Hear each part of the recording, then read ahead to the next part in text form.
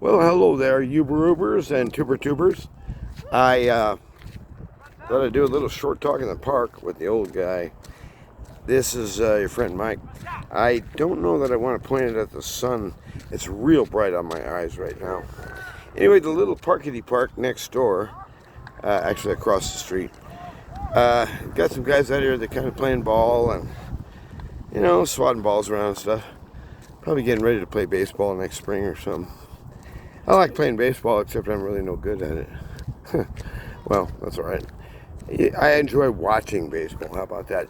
Over across the street, the university, well, across the street, about a half a mile from here, the university, NMSU, has, sports teams. And frankly, I just don't care about most of those games that they're playing. I would prefer to watch baseball. Thank you.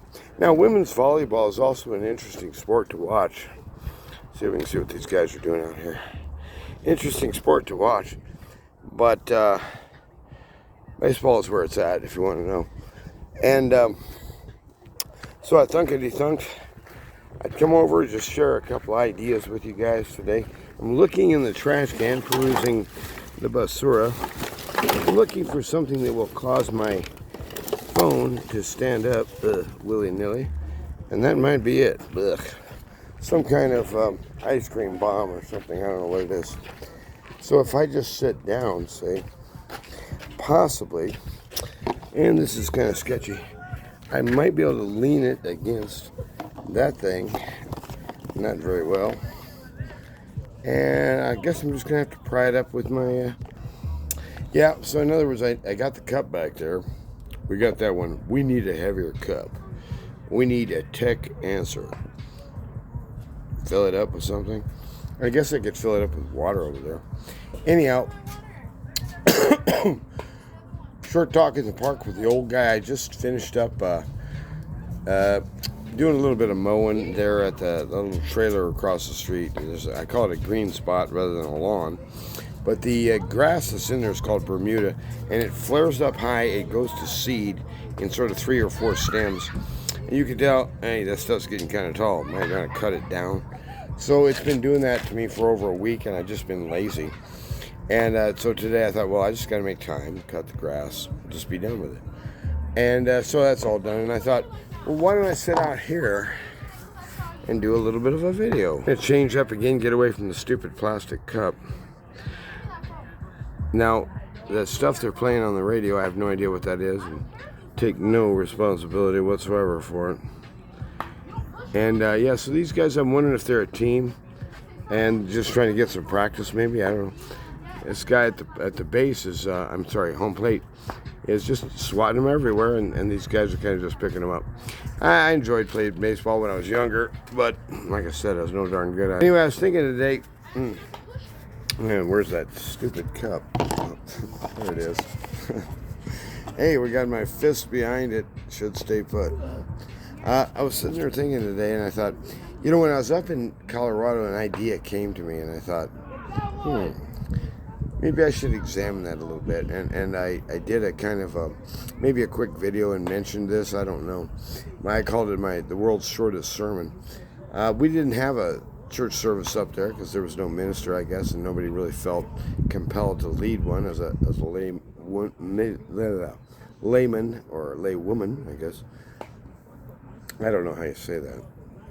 But anyway, we didn't have service. So I had this idea, and I thought, I don't know if I mentioned this.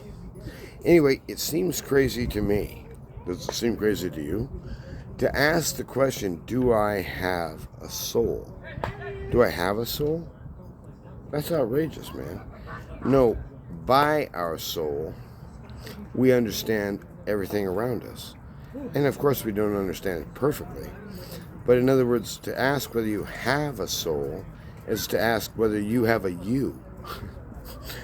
And so I was thinking about that some, that there's your soul is not something we often think about, and yet, you know, it's not like it's negotiable, and yet it is, isn't it?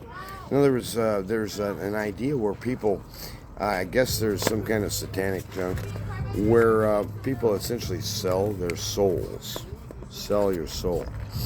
And that's got to be a really bad idea, I would guess. You know, the Lord says something like, well, go ahead and gain everything in the world you can get. But if you lose your soul, you're a fool. And he's real cagey that way. You got to watch him on that. You know, I wonder if I have a lighter. Yeah, I do. So anyhow, I was thinking today, I went in to get some cigarettes and beer at the, let's see if this lighter will work. It did, hooray. Went down to get some cigarettes and beer. There's a young lady who works there at the Murphys, and she's real fun, and, you know, a nice, sprightly young lady to talk to, got a nice smile. So, anyhow, hi, how are you? Good to see you. Oh, you looks like you guys look busy today. Oh, yeah, it's been crazy, you know. We're talking like that. Well, while I'm buying the stuff, beer and cigarettes, that's about $23 because there's 2 packs of cigarettes, 1 6-pack.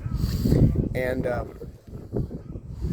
she got distracted. She was talking to her fellow worker back there, and then somebody asked her another question. And I noticed on the total off to my right, it's like, what? You know, it was like 1027 or 1087 or something. I said, no, that ain't enough money. So I talked to her, and she said, well, you ready to go? And I said, no, we got a problem. I said, you didn't charge me enough. She says, what do you mean? So she looked at the receipt and went, oh, I forgot to do that. Well, thanks. And then the thanks started emerging. She must have thanked me like 5 times in the next minute. And I said, look, I just want to do the right thing. I don't want to carry a bunch of debris in my head out of here, you know what I mean? And the easiest way I can get rid of it is just pay what I owe. Duh. So in other words, I didn't think it was some righteous deal, but she thought it was just wonderful. Well, I got to thinking about it on the way out there, and I thought, I wonder if this is worth a video. Maybe it is, maybe no. There's a story in Genesis where Jacob and Esau, they're brothers, and Jacob is a real scoundrel. I mean, this guy's kind of ethically challenged out the wazoo, and he basically hijacks his brother's, it's called a birthright. As the elder brother, now they were twins, but they didn't look alike, so they were not identical, they were fraternal twins. And anyway, he's trying to rip off his old brother and get the God's blessing, get his father's blessing, and then bug out. Not exactly Mr. Ethical. But in other words, he gets into this thing having to do with a pot of stew or a pot of, it was like a savory meat dish or something like that. And his brother really liked it. Well, guess where Jacob learned his recipes from? Mom. And so anyway, he feeds his brother this stuff. And he says, well, give me your birthright. And then the guy says, well, what good is my birthright if I'm going to die of hunger anyway? Or something like that. Anyway, the short version is, I thought, Jacob basically was conniving, but Esau essentially sold his soul for a bowl of stew. I thought, sold your soul for... So in other words, I could have walked out of there today with, 13 extra bucks in my pocket, thinking I'm real clever and smart. Except I'm not real clever and I'm not real smart, because I'm going to have to carry that with me as a kind of a guilt package for like the rest of my life. And every time I see Desiree, young Desiree, in the shop for the next, how many years she works there, I'm going to have to kind of stare away and just not say anything, right? In other words, people do this kind of stuff all the time. There's a lot of people, I think, that would have just walked out. I gave you the money for the beer, but I got more than that. Ha ha ha, I win. And I know a lot of people like that, but I don't go that way. And I got to thinking, is my soul for sale? And how much does it cost? And in this case, it would have cost about 12.5 bucks. 2 packs of cigarettes. It would have cost about 12.5 bucks.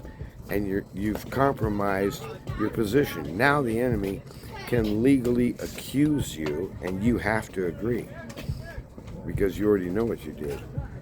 And what happens then is people get all clammy and they want to shut up and they want to quiet down and hide and stuff because they know what's going on. The way out of this is to be transparent. The way out of this is to seek help from outside your person That might be other believers. That might be just passersby. I don't know. Might be the clerk. But certainly it would include the Father. And so I was just sitting there thinking today, I never really understood that Jacob and Esau story until today. It always seems so strange to me. It's like, why would Esau lose his birthright because he ate some stew? What's up with that, man? And it's not like some dietary restriction. What was happening was something much bigger than just a guy sitting down to eat a bowl of stuff. And the whole world changed right there, and it's changing still. Day by day, he's unrolling new and clean and honest and right works in our world, and he's incorporating people in it. And so the people do what's right with help from him. And when they ask why, they say, to the glory of God, that he might be honored in all things, because it's only fitting, after all. I mean, it would be the logical choice if you were awake at all. And so your soul is safe. Your soul is safe. And he reminds you, don't you even think about selling out. You've been purchased already with a price that is dreadful and high. You are deeply valued. How can you tell? Look how much he paid for you. Consider the price, and you're worth it. That's what he thinks, and we're coming to conclude with him, oh, he must know what he's talking about. So we value each other more than we used to with his help. So anyway, that was kind of my idea. Anyway, that's what old guys in the park might talk about. I'm going to do this again. It's beginning to fade here a little bit, thank goodness. Bye. So in other words, I'm not being blinded to my left. These people will be out here probably another 20 minutes because there's enough ambient light to keep rolling. And I guess they might be, there's a lot of leagues, a lot of softball leagues here in town. They play, there's city parks and stuff. And these guys might be on a team trying to get the cutting edge before the season kicks in. But actually, year round, they'll play softball here in town because the weather's that mild. In the winter, you can still play in the afternoon and stuff, and it's not, there's be no snow or something. But I talked to some of those people. There's families who come down to watch the Aggie games, really, from places like Maine. What? You came all the way from Maine to watch an Aggie game? No. Their son is on the team, and they came because they'd never been to Las Cruces before, and it was an interesting trip. And they're going to watch their son play. And so it's like that. When you talk to some of these people, and what they'll tell you is, this is the first game our guys have played on grass this year. The snow is so deep, they've had to be practicing inside gymnasiums. It's like, what? Boy, I'm glad I don't live there. Me and cold, I don't want to go. So anyhow, we'll talk about my attitude toward the cold later on, after it gets colder, I suppose, because right now I'm really comfortable and don't want to complain about nothing. See if any kiddos are over here playing. Place is pretty much, there's a mom with a couple of little scooters. And nice night to just sit here. Temperature's beautiful.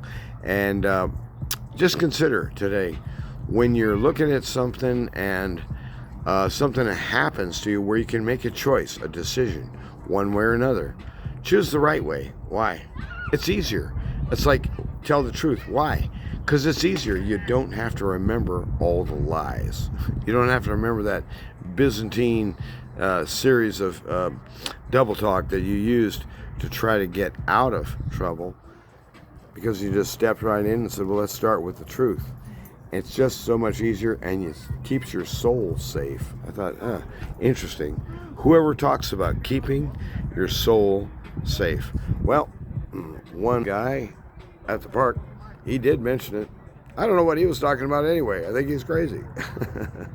Have a good day, and get yourself some lawn cutting done in your spare time. Or ignore it like I usually do. Have a good day. Bye-bye.